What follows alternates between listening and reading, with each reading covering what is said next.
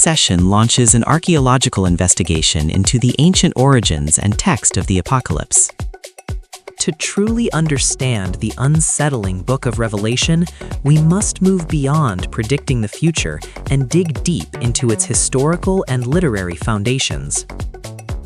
The slide demonstrates that the Book of Revelation is a highly symbolic work of apocalyptic literature, a genre meant as crisis literature, rather than a literal chronological timeline of the future.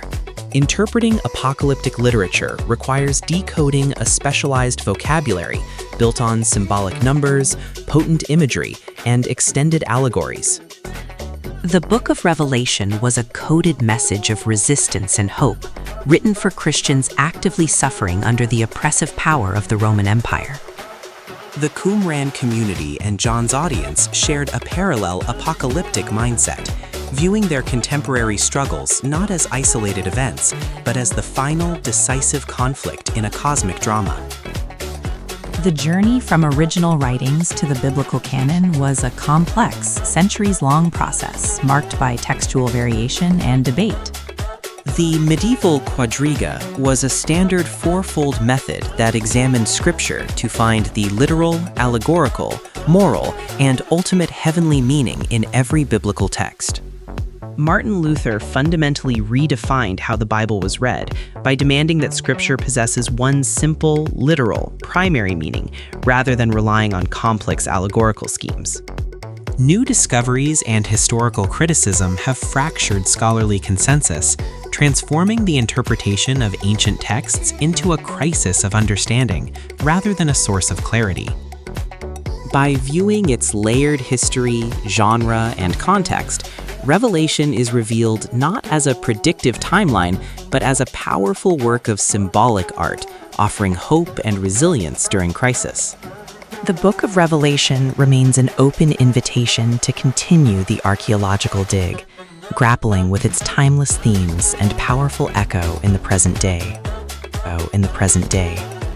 This slide sets the stage for Act 1, the unveiling of chaos, by challenging the audience with the central assertion: the apocalypse is not what you think it is. The popular vision of the apocalypse as an explosive ending often ignores the reality of slow, self-inflicted societal collapse. Hollywood built the entire blockbuster genre on the spectacle of catastrophe, feeding a primal human urge to see our world destroyed on a global scale. The vast menu of doomsday scenarios we imagine reflects the dominant cultural anxieties of the time. Threats to the planet exist both in the scale of cosmic indifference and the consequences of our own neglect. Apocalyptic narratives reveal that the breakdown of society, not the inciting monster or virus, is the true focus of the story. The anxieties of the era reveal that humanity's deepest fears, whether rogue AI or nuclear war, are consistently the result of our own making. This presentation challenges the common concept of the apocalypse, suggesting we have fundamentally misunderstood its meaning for centuries. The original Greek meaning of the word apocalypse is not destruction, but rather an unveiling or a revelation. Apocalyptic stories function as a social critique, using the spectacle of destruction to unveil profound human truths. These seemingly futuristic stories are actually high-volume reflections of our current anxieties, forcing us to confront today's urgent realities. These diverse dystopian narratives consistently visualize humanity's deepest shared fears concerning societal collapse and existential consequence. These intense scenarios are not pessimistic predictions, but rather a passionate warning demanding we choose a different path. Ultimately, the apocalypse serves as an unveiling of ourselves, forcing us to examine our relationship with our own creations and the world around us. We must examine the stories we tell about global crises to uncover the urgent truths they reveal about ourselves before it is too late. Join us as we explore how the concept of the apocalypse shifts from global catastrophe to sharp social critique. Our collective imagination is currently obsessed with vivid, catastrophic visions of total world collapse driven by movies, books, and video games. When imagining global catastrophe, our anxieties typically fall into four main categories: external threat, ecological collapse, biological breakdown, or technological betrayal. This leads us to question whether the entire dramatic narrative is rooted in a fundamental historical misunderstanding of the original word. The word apocalypse, derived from Greek, literally means an unveiling or revelation, not a catastrophe. The original intent of apocalyptic literature was not to predict global ruin, but to provide a message of hope and assurance of ultimate divine justice to oppressed communities. The modern secular apocalypse retains the spectacle of judgment, but replaces divine intervention with natural catastrophe, making human science and grit the sole path to survival. Even without a divine plan, our modern anxieties still fall back on an ancient four-part eschatological framework built on prophecy, natural retribution, final judgment, and temporal expectation. Complex modern crises are commonly framed using an ancient pattern that requires both an authoritative prophet and an ensuing moral judgment. These imagined futures are not predictions, but powerful mirrors that offer critical clarity on the present flaws and values of our own society. Dystopian stories hold a mirror up to our greatest anxieties, projecting them onto a world-ending scale, so we are forced to confront them. We follow the concept of the apocalypse from the common misconception of catastrophe to its deeper purpose as a revelation and social critique. End-of-the-world stories are reflections of the world we inhabit today, forcing us to ask what they truly unveil about our current anxieties. Pop culture has relentlessly defined the apocalypse for us through spectacular visions of meteors, zombies, and the collapse of civilization. Our pop culture obsession has created a full menu of distinct doomsday scenarios, categorizing humanity's primal fears of its own end. We are going to challenge the modern, catastrophic understanding of the apocalypse by returning to the original source of the word itself. The original Greek word apocalypsis simply means an unveiling or revelation, representing the act of pulling back a curtain to reveal a hidden truth.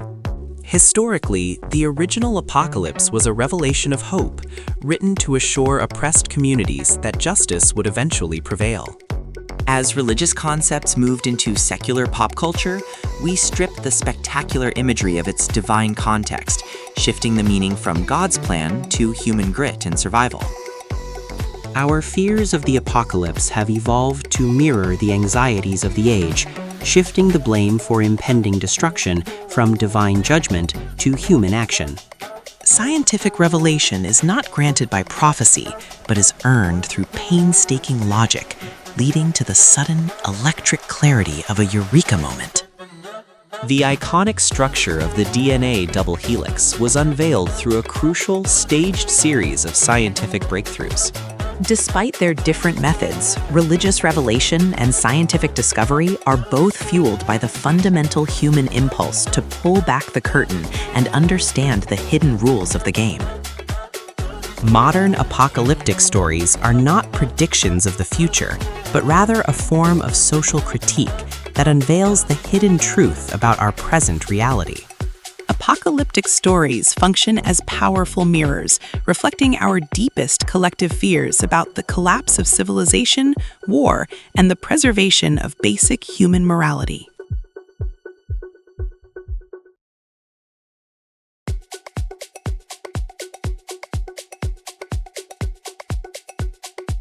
We must view the apocalypse not as a global catastrophe, but as a social mirror reflecting uncomfortable truths about ourselves. We begin by redefining the term apocalypse, focusing on its original meaning of an unveiling. The word we associate with catastrophic destruction, apocalypsis, actually translates from the Greek as an unveiling or a revelation. The concept of apocalypse invites us to explore two paths of revelation: the quest for moral meaning and the pursuit of empirical knowledge. The apocalypse of meaning introduces the urgent search for moral clarity in a chaotic world. Apocalyptic literature created an ancient four-part blueprint involving prophecy, natural retribution, judgment, and the now and not yet to interpret suffering and promise eventual justice. This slide shows that we unconsciously apply the ancient pattern of the prophetic figure who reveals hidden guiding truths to frame modern anxieties like QAnon, climate data, and generalized scientific authority. The environmental crisis has drawn a clear moral line, separating those responsible for the future from the reckless polluters who will face judgment. Apocalyptic narratives function as a powerful social mirror, allowing us to critique our present behaviors by viewing them as the causes of a future destruction. Path 2, titled The Apocalypse of Knowledge, introduces our focus on seeking empirical truth in the physical world. Great scientific breakthroughs, like the discovery of DNA structure, result from painstaking effort culminating in a sudden moment of eureka insight. The definitive structure of DNA was revealed incrementally through a decade-long trail of crucial scientific discoveries. In 1953, the discovery of the DNA double helix structure finally unveiled the fundamental secret of life. Despite their differing methods, the quests for faith and logic are unified by the fundamental human need to uncover the universe's hidden rules.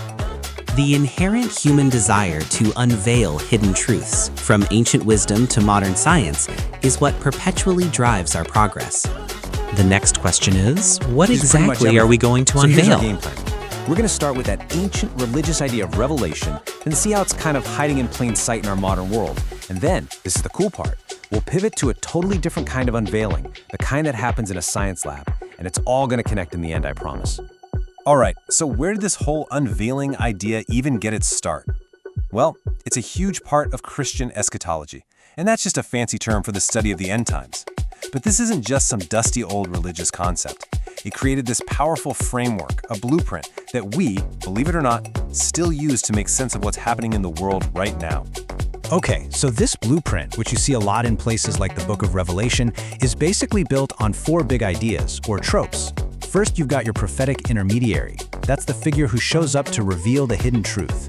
Then there's nature's retribution, where the natural world itself dishes out justice.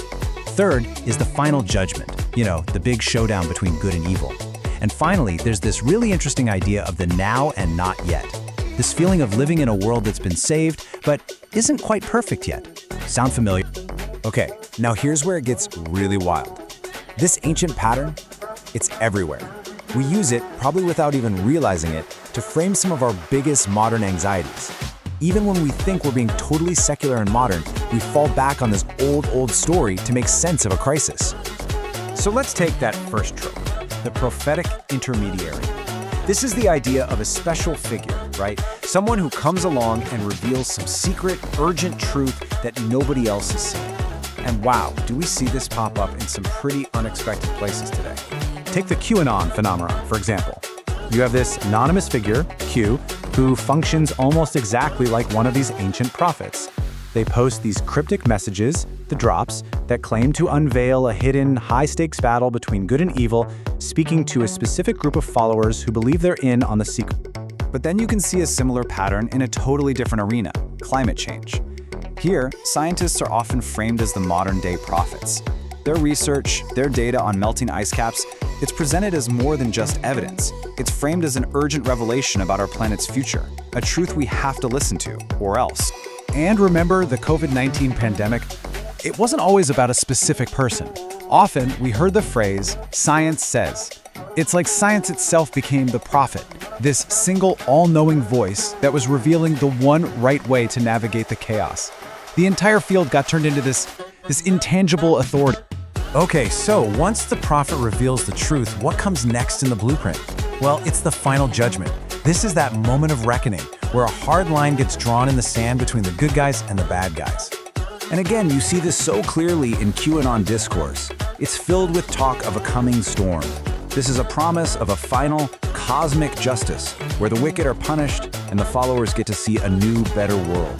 The language is all about judgment, plain and simple. Flip over to climate activism. And you hear that same language of moral judgment. Not acting on climate change isn't just framed as a bad policy decision. It's talked about as a moral sin against our children and grandchildren. Polluters and the people who support them are cast as the villains, you know? They're the ones who will have to face the judgment of history. And the pandemic, wow, it was a masterclass in this. It created these really intense moral lines. Everyday choices like wearing a mask or getting a vaccine, they suddenly became these huge outward signs of your inner moral character. People weren't just having a difference of opinion, they were judging each other's fundamental goodness, splitting the world into the responsible and the reckless. All right, so we've seen this ancient pattern play out in some very modern ways. But this is where we need to stop and ask a really important question. What if the greatest unveilings aren't about the end of the world, but about the beginning of understanding it? And that question leads us into a totally different world. Let's talk about science. Because in science, the unveiling doesn't come from a mysterious prophet. Nope, it's dug up piece by painstaking piece, through observation, through experiments, and through pure logic. But science has its own kind of revelation, and it's absolutely electric. It's the eureka moment. You know that feeling? That sudden, incredible flash of insight when the curtain is ripped back, all the puzzle pieces just snap into place, and a deep, hidden truth about how the universe actually works is just there, revealed. And if you want a perfect example of this, look no further than one of the biggest scientific unveilings of all time, figuring out the structure of DNA. This was no prophecy. This was an epic detective story. Now, this incredible unveiling didn't happen all at once. It was more like a series of smaller revelations. Back in 1944, Oswald Avery figured out that DNA was the stuff that carried our genetic code. Huge step. Then, in 1950, Erwin Chargaff found another crucial clue about how its pieces fit together. Each discovery was like pulling the curtain back just another inch. And that all set the stage for 1953. That's when James Watson and Francis Crick, using absolutely essential X-ray data from Rosalind Franklin, had the ultimate eureka moment. They saw it, the double helix. And boom, just like that, the secret of life itself was unveiled. So when you step back, you can see these two huge traditions of unveiling, right? On one hand, you've got the religious and cultural path, which is all about trying to make sense of our moral world, of good and evil. And on the other, you have the scientific path, which is about figuring out the actual physical laws of the universe. And this really lays it all out. The religious apocalypse is a search for cosmic salvation, and it relies on faith and divine revelation. Scientific discovery, on the other hand, is a search for deeper understanding using logic and verifiable data. The methods are totally different, the goals seem miles apart, but look at what's driving both of them. It's the exact same, fundamentally human impulse, that deep, powerful need to pull back the curtain and understand the hidden rules of the game. So at the end of the day, it doesn't really matter if we're looking for answers in an ancient scroll or in the beautiful twisting ladder of a DNA molecule. This search for revelation, this need to unveil what's hidden, is just part of who we are. It's what drives us forward. Which leaves us with one final huge question. What are we going to unveil next? You hear the word apocalypse. What's the first thing that pops into your head? Giant explosions? Hordes of zombies? You know, the end of, well, everything? For decades, that's exactly the vision we've been given, especially in pop culture. But what if that explosive ending isn't really the point of the story at all? Yeah, chilling, right? That line is from the classic 1973 movie, Soylent Green. It's a story about a future so wrecked by overpopulation and pollution that, well, people resort to horrifying things. It is a perfect gut punch example of how we imagine the apocalypse, a really dark future where humanity has just gone way, way too far. And you know who absolutely loves a good catastrophe? Hollywood. The bigger the disaster, the better the blockbuster, right? The whole genre is really built on this epic spectacle, and it taps into this weirdly fascinating, maybe even primal, urge to see our world just get completely taken apart. I mean, we've all seen it. Think of a movie like 2012. You've got these massive tidal waves crashing over the Himalayas, and iconic landmarks like the Christ the Redeemer statue in Rio just crumbling into dust. It's the ultimate what-if scenario, just blown up to a global scale. But our imagination for how it all goes down, it doesn't stop with natural disasters, not even close. It turns out, we have a pretty vast and, honestly, creative menu for our own destruction. It's kind of like a permanent writing prompt for storytellers. And they've been answering it for decades, in every way you can imagine. Books, movies, you name it. We've basically got a whole buffet of doomsday scenarios. And what's really interesting is that each one tells you a little something about what people were worried about at the time it was made. So, let's do a quick tour, shall we? Sometimes the threat comes from way out there. Take aliens, for example.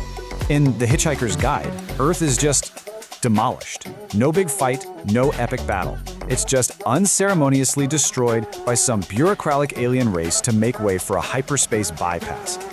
I mean, talk about cosmic indifference. But let's be honest, more often than not, we imagine the threat comes from right here at home, that we're the ones who mess it all up. In J.G. Ballard's novel, The Burning World, industrial pollution actually stops the oceans from evaporating, which creates this catastrophic planet-wide drought. It's a pretty stark warning about what happens if we ignore our planet. That threat from within can also be biological. And of course, we have to talk about The Walking Dead. It gave us this entire world just completely overrun by zombies after a virus gets out. But the story was never really just about survival, was it? It was about the total breakdown of society and what we all become when the old rules just don't apply anymore. So we've gone from threats inside our bodies to threats from our own creations.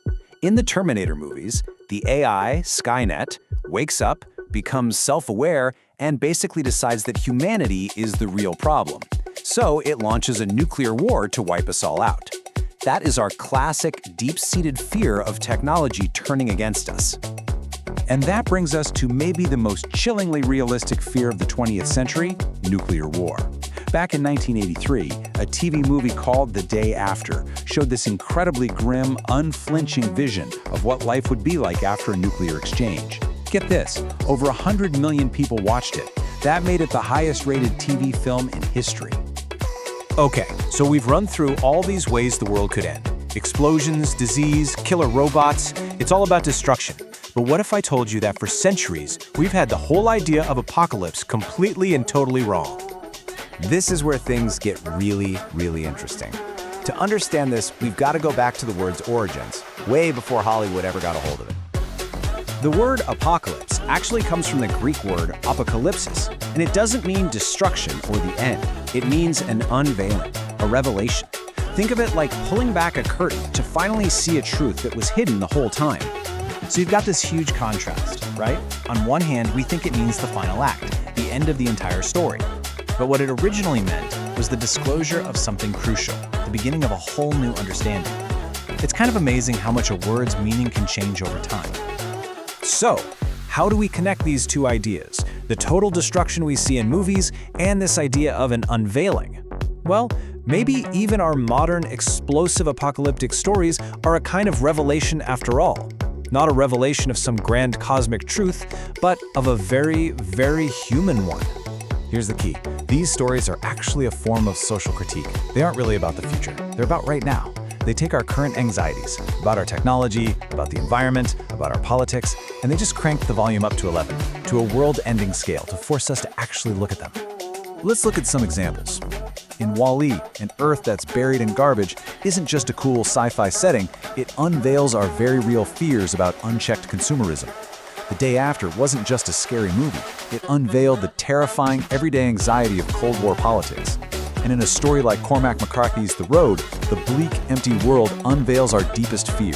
What happens when everything we've built, our culture, our knowledge, our morality, is just gone. So what's the big takeaway here? If these stories aren't just about blowing stuff up, what are they really trying to do? What should we get from our collective obsession with the end of the world? I really love this idea, which is adapted from an analysis of the author Kurt Vonnegut. Apocalyptic stories aren't necessarily pessimistic. They're actually a kind of warning. By showing us the absolute worst-case scenario of the path we're on, they're passionately, even desperately arguing for us to choose a different one. So in the end, the apocalypse isn't just an ending. It is an unveiling. It peels back the surface of our normal, everyday lives and forces us to look at the really big questions. It makes us confront our relationship with our world, with our own creations, and, ultimately, with each other. And that really leaves us with one final thought. If you look at the doomsday stories we're telling right now, all the ones about climate change or pandemics or social collapse, what are they unveiling about us? What hidden truths about our own time are they trying to show us? Maybe before it's too late. what if they're actually trying to tell us something super important about right now? Well, that's exactly what we're going to get into. So to really get what's going on here, we have to start with the word itself. Because, get this, our whole modern idea of an apocalypse is, well, it's based on a huge misunderstanding. Yeah, the word doesn't actually mean the end. It literally means an unveiling, a revelation, something being revealed. All right, so it's the end, or is it? I mean, of course, that's not what jumps into our heads, right? When you and I hear the word apocalypse, we think of something way more, well, destructive. We've got this whole shared vision of what the end is supposed to look like. And we can thank decades of movies, books, and video games for that. I mean, just look at this list. It feels pretty familiar, doesn't it? You've got the zombie hordes from The Walking Dead, the terrifying nuclear fallout in a classic like On the Beach, or, Skynet's robots deciding humanity has to go in The Terminator. It's this picture of total, absolute collapse. That's the apocalypse we all know from pop culture. So, the original apocalypse and unveiling. Okay, now for the cool part. Let's peel back that pop culture layer for a second and dig into the original meaning. We're gonna look at where this word actually came from, because honestly, it tells a completely different story. So here it is. The word comes from the Greek apocalypsis, and its Latin version, revelatio, which is exactly where we get the name for the Book of Revelation. See the connection? So an apocalypse isn't a thing that happens, like a meteor strike. It's the act of revealing a truth, something that was hidden right in front of us the whole time. It's literally like pulling back the curtain to see what's really going on. And this is so important. This was actually a genre of hope for people who were being oppressed. Think about that. Early apocalyptic writing, like the Book of Revelation, wasn't designed to scare people. Not at all. It was a message of hope. It was meant to unveil this deeper truth to communities that were really suffering, telling them, hey, hang in there. Despite everything you're going through, there's a divine plan, and in the end, things will be set right. So look at this contrast. It's just wild. Back then, it meant a divine unveiling of truth and hope. And now, it means a global catastrophe, the end of the world. So the big question is, how on earth did we get from A to B? How did a word about revelation turn into a word about total ruin? Okay, next up, from prophecy to pop culture. Well, that whole transformation, it didn't happen overnight. It happened over centuries, and it happened because our fears changed. It turns out our stories about the end of the world have always been a mirror, reflecting back whatever society was most afraid of at the time. And this timeline just lays it all out. It's pretty fascinating, right? You start in ancient times, and the fears are huge. Cosmic things, divine judgment, good versus evil. Then, boom, fast forward to the 1950s. The Cold War is on, and suddenly all our stories are about nuclear annihilation. Then you get to the 70s, and we're worried about the planet, so we get movies like Soylent Green. And now, well, it's all about pandemics, zombies, societal collapse. It's so clear. Our apocalypses always change to match our anxieties. This evolution has led us to something different. Something experts are calling a secular apocalypse. Basically, it's retelling that classic biblical story. But, and this is the key part, without God or anything transcendent. The perfect case study for this, the disaster flick 2012. I mean, it's got all the pieces. A massive cataclysm, a handful of people who get saved, but one major ingredient is just gone. And that's God. And listen, the movie is not subtle about this at all. Just look at these scenes. The crack in the Sistine Chapel, it splits right between the fingers of God and Adam. The giant Christ the Redeemer statue in Rio crumbles. You've got cardinals literally crushed while they're praying. The message couldn't be clearer. In this version of the apocalypse, faith gets you nowhere. It's all about science and human know-how. All right, a mirror to ourselves. So if these stories aren't really just about the world ending, and we know they reflect our current fears, then what's the point? What are they actually doing for us? And that brings us to this really cool idea of the apocalypse as a form of social critique, which really gets us to the heart of it, doesn't it? Why are we so obsessed with the end of the world? I mean, why do we tell these stories again and again and again? What is it about watching our own civilization crumble on screen that we find so compelling? Well, the answer might be in this kind of mind-bending idea from literary theory. The quote says, "They're a way of transforming our own present into the determinate past of a future." Okay, what does that even mean? Put simply, these stories aren't trying to predict the future. Nope, they're giving us a powerful way to look at our own society right now. By imagining a future that looks back on our time as the past, we get to see all our own flaws and values way more clearly. And once you start looking for the social critique, you see it everywhere. Take WALL-E. It's not just a sweet story about a robot, is it? It's a blistering critique of our throwaway culture and what we're doing to the planet. Or think about the amazing but brutal novel The Road. It's all about asking, what happens to our sense of right and wrong once society is gone? Even a book like The Book of Enoch uses a future world to poke holes in rigid, controlling belief systems. It's brilliant. And the way they do this is so clever. They focus on what's left behind, the post-apocalyptic remains of our world. You know, what actually survives the big collapse. Maybe it's a can of soda, a half-remembered song, a tattered book, or just an idea about how to treat people. By showing us what future characters fight for, or what they cherish from our time, these stories hold up a mirror and force us to see what's actually important, or super dangerous, about the way we live right now. Okay, so what the end reveals. Man, we've covered a lot of ground, haven't we? We started with this pretty standard idea of the apocalypse, and well, we've uncovered something way, way deeper.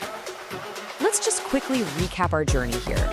We started at step 1, seeing the apocalypse as just a global catastrophe, fire and brimstone. Then we dug deeper and found step 2, its original meaning as a divine unveiling, a message of hope. And finally, that brought us to step 3, understanding these stories as a social mirror, a really powerful tool for looking at ourselves.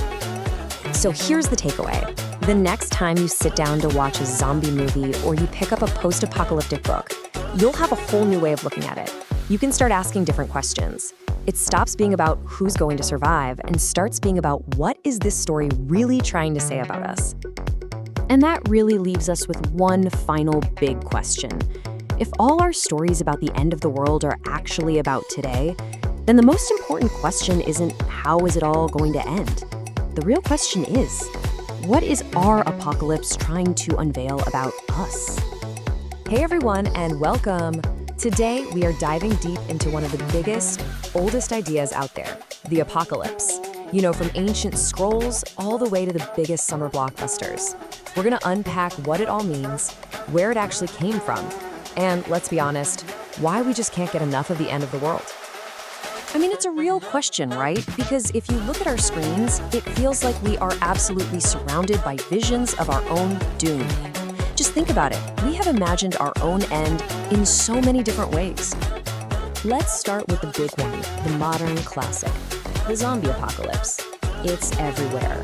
The idea has become such a huge part of our culture that it's basically shorthand for society completely falling apart. And then there's the one that hits a little too close to home these days, pandemics.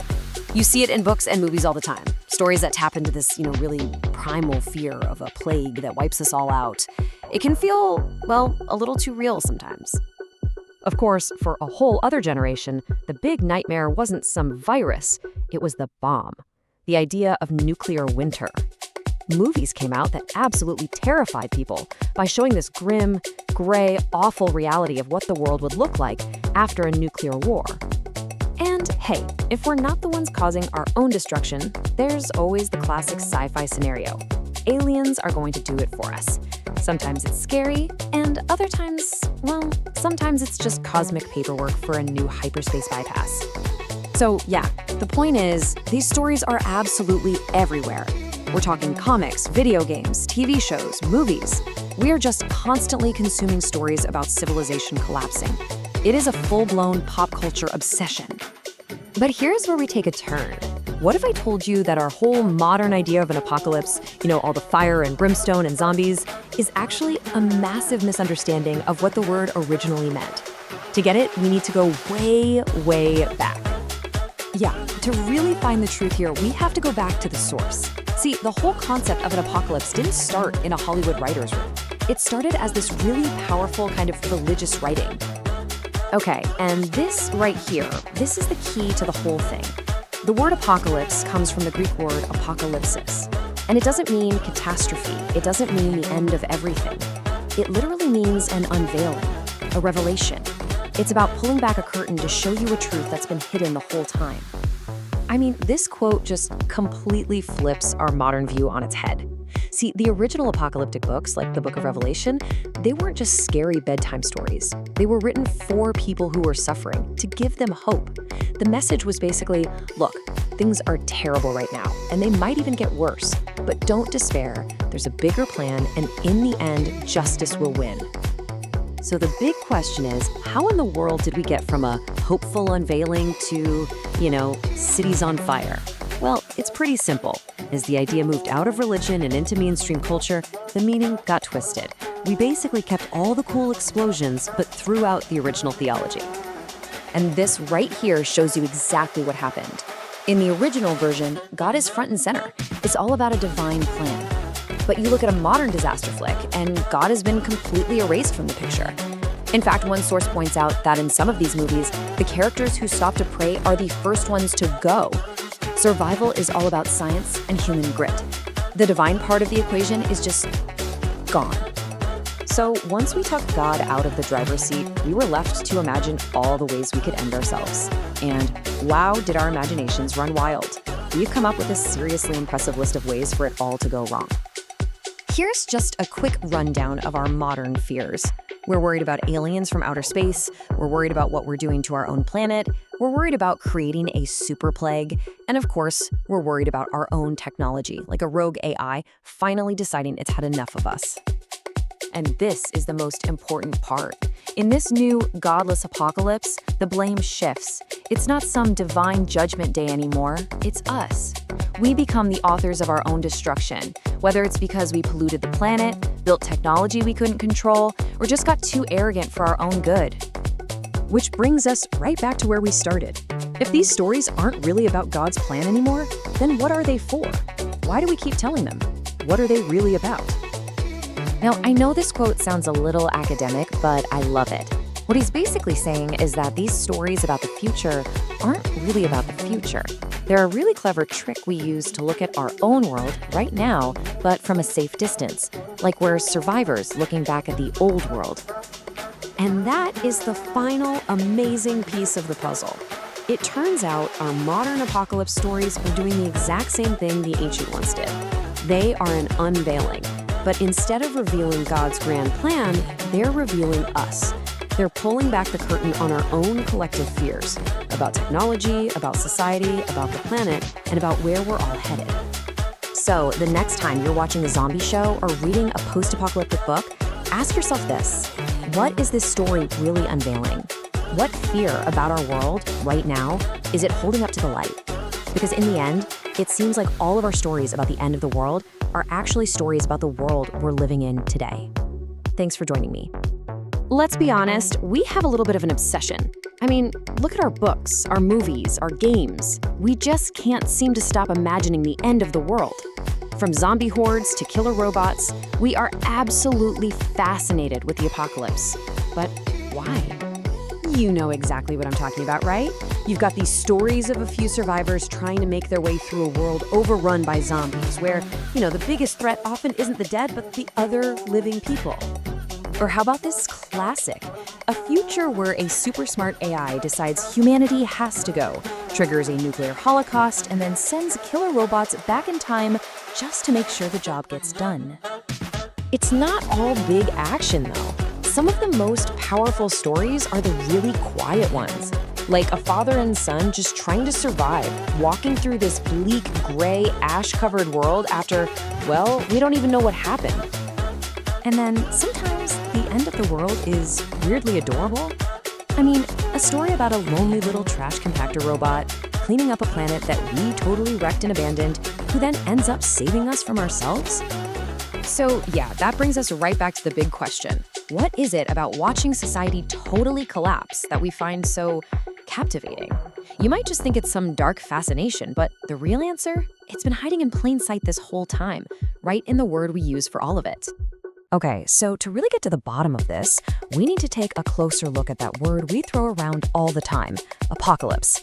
It turns out its meaning today is a long, long way from where it started. Right now, when you and I hear apocalypse, this is what pops into our heads: total destruction, the end of everything. And a lot of that comes from the Bible's Book of Revelation, with all its images of giant disasters and final judgment. So yeah, no wonder we think it just means disaster. But, and this is the whole key right here, the original Greek word apocalypsis doesn't actually mean end. It means an unveiling, a revelation. It's about something hidden finally being brought into the light. So these stories aren't just about the world ending, they're about something being revealed to us. Okay, so if these stories are really unveilings, then the next question is obvious. What exactly are they unveiling? Well, the answer is us. Or more specifically, our anxieties. Apocalyptic fiction is like a giant mirror, reflecting back the biggest fears of whatever era it was made in. Let's start with a big one from the 20th century. After the dawn of the atomic age and all through the Cold War, the fear of complete and total nuclear annihilation was very, very real. It was on everyone's mind. And you can see it everywhere in the stories from that time. They are just soaked in this fear. They were all unveiling our collective terror of the bomb, from the slow, grim reality of the aftermath and on the beach to the absolute shock of watching the day after on TV. Now, as the Cold War started to cool down, a different kind of anxiety began to creep into the spotlight. What if the end didn't come with a bang from a bomb, but with a whimper from us just neglecting our own planet? And just like that, the focus of our end-of-the-world stories started to shift. They began unveiling our growing fears about pollution, about overpopulation, about running out of resources. You see it in the global drought of the burning world, or famously in the horrifying secret of Soylent Green. These stories revealed a deep-seated worry that we were literally destroying our own home. Of course, there's another fear, one that's way older, way more primal, and it's never really gone away: the fear of disease. The idea that some unstoppable plague could just come along and wipe civilization off the map. That's a powerful and recurring theme for a reason. So whether it's a genetically engineered virus or a sudden epidemic of blindness that makes society totally fall apart, or, a plague that brings the dead back to life, all these stories are unveiling our terror of biological collapse and what we become when all the rules just disappear. So it's pretty clear these stories unveil our fears, but they're actually doing something even smarter than that. They aren't really trying to predict the future. They're using the idea of the future as a tool to say something about the present. There's this really cool idea from a cultural critic named Frederick Jameson that totally nails it. He says that by showing us a ruined future, these stories force us to look back at our own time, at today, as a period in history, the period that caused all that ruin. It's a way of making us see our own world with fresh and kind of critical eyes. Let's go back to WALL-E for a second. It's the perfect example. On the surface, it's this super cute story about a robot finding love, but the unveiling, the thing it's revealing, is a really sharp critique of our society. The whole reason Earth is a trash heap is because of this one giant corporation, by and large, that pushed this insane culture of consumerism. The story is a warning about problems we are dealing with right now, just projected into the future. So these stories reveal our fears, and they critique our society. But they go one level deeper still. By showing us the end of everything, they end up revealing something absolutely fundamental about what it even means to be human. Think about it. When you strip away all the laws, the governments, the technology, all the stuff that holds civilization together, what's left? That is the real question at the heart of these stories. They become these intense explorations of morality, of love, of cruelty, of hope. They make us ask what really defines us when everything else is gone. The end of the world is basically the ultimate stage for the human drama. So just remember, our apocalypses are almost never really about destruction. They're unveilings. They reveal our deepest fears, they criticize our present, and they explore what it means to be human. Which leaves us with one last thought. The next time you watch a movie about the end of the world, ask yourself, what is the story really trying to reveal about us right now? All right, let's just dive right into this. Tucked away in the very first book of the Bible, there's a story that is so strange and so brief that most of us just read right past it. But it's a story about fallen angels, forbidden knowledge, and a world that got corrupted not just by sin, but by secrets. This is the story of the Watchers. So the whole mystery kicks off with this one really perplexing phrase. The book of Genesis mentions a group called the Sons of God. But who were they exactly? The Bible doesn't really spell it out, but their actions were about to change the entire course of human history and bring about a judgment on a, well, global scale. Now, what's really fascinating here is just how little information we're actually given. Genesis 6 introduces these beings, tells us they had children with human women, mentions these giants called the Nephilim, and then that's it. The story just moves on. It's an incredible cliffhanger that has left people scratching their heads for millennia, asking, wait, what was the full story here? And this isn't just a puzzle for us today. The vagueness of this passage created an enigma that ancient people were just as desperate to solve as we are. They wanted to fill in the blanks. They needed to understand what this heavenly transgression was all about. So here's the key thing to remember. The standard biblical text itself just doesn't give us the answers. To really get to the bottom of this ancient mystery, we have to look beyond the pages we're familiar with, to books that were lost, hidden, and for a long, long time, forbidden. So where do we find these answers? Well, the story really picks up in the 20th century, with what has to be one of the most important archaeological discoveries of all time. This is where we start to find the missing pieces. It's 1947, and some Bedouin shepherds literally stumble upon these clay jars in the caves of Qumran, and inside, the Dead Sea Scrolls, an absolute treasure trove of ancient Jewish texts, many of which no one had laid eyes on for nearly 2,000 years. And right there, in that lost library, we find the missing parts of our puzzle. But these texts didn't just hand over simple answers on a silver platter. As this quote shows, discovering the scrolls just opened up a whole new world of debate. This isn't some settled history. It's a live, ongoing investigation into our past. And that just shows you how deep this mystery really goes. Now, among all these incredible texts, one of the most important is the Book of Enoch. And while you won't find it in most Bibles today, back in antiquity, it was a hugely influential book. And its claim? It claims to tell the full story of Genesis 6, the story that the Bible only hints at. So what does Enoch tell us? It reveals that these sons of God weren't just any old angels. No, they were a specific, high-ranking order with a very special name, the Watchers. And their sin? Well, it was far greater than anyone could have imagined. The Book of Enoch lays it all out. It says 200 of these Watchers, led by an angel named Shemhaza, they all got together and made a pact. They descended from their posts up in heaven, driven by lust for human women, and just completely abandoned their sacred duty. And that seems like the main thing, right? Angels leaving heaven for women, that's a big deal. But the Book of Enoch says, hold on, that was only the beginning of the crime. The far, far greater sin was what they decided to teach their new partners. And this is the absolute heart of the story. The Watchers didn't just sin with their bodies. They sinned by sharing divine secrets. They gave humanity knowledge it was never, ever meant to have. And in doing so, they basically shattered the barrier between heaven and earth. I mean, just take a second to look at this list of so-called rejected mysteries. It's such a wild mix. On the one hand, you've got this really powerful stuff, like sorcery and how to make weapons, things that obviously fueled the violence that was about to consume the world. But then you have things that seem almost trivial, right? Cosmetics and jewelry. The text even names the angel, Aziel, who specifically taught women how to make eye paint and craft ornaments. The idea was this would help them seduce even more angels and corrupt humanity through vanity. So, what happened when humanity got its hands on all these secrets? Did it lead to some great enlightenment? Nope.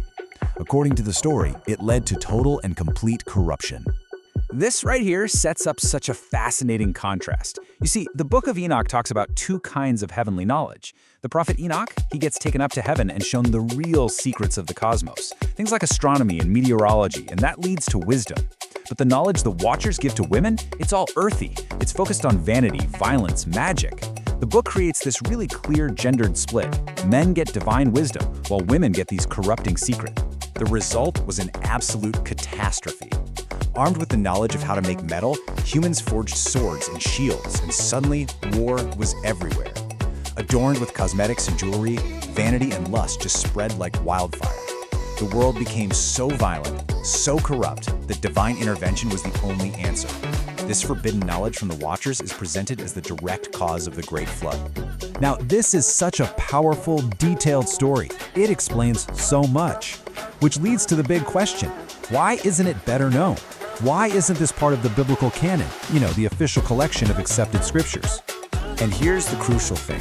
For a long time, it wasn't forgotten at all. As modern scholars point out, for the first few hundred years, early Christian writers and communities treated the Book of Enoch as scripture.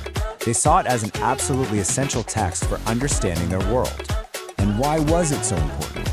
Well, because it answered one of the biggest questions in all of theology. Where does evil come from? The story of the Watchers gave a very clear answer. Evil wasn't something humans invented. It was like a foreign technology, a set of forbidden secrets that were introduced into the world by these rebellious divine beings. But, over time, the theological tides began to shift. Really influential thinkers like Augustine, writing around the 4th and 5th centuries, started to argue against this idea. He totally rejected the notion of angels physically procreating with women, basically calling those stories fables. And as other explanations for evil, like the whole Adam and Eve story, became more popular, the story of the Watchers got pushed to the sidelines and eventually was left out of most versions of the Bible. And that really brings us to our final thought. The story of the Watchers is this powerful reminder that the texts we have today are just one part of a much larger, much more complex conversation that was happening in the ancient world. It really makes you wonder, doesn't it?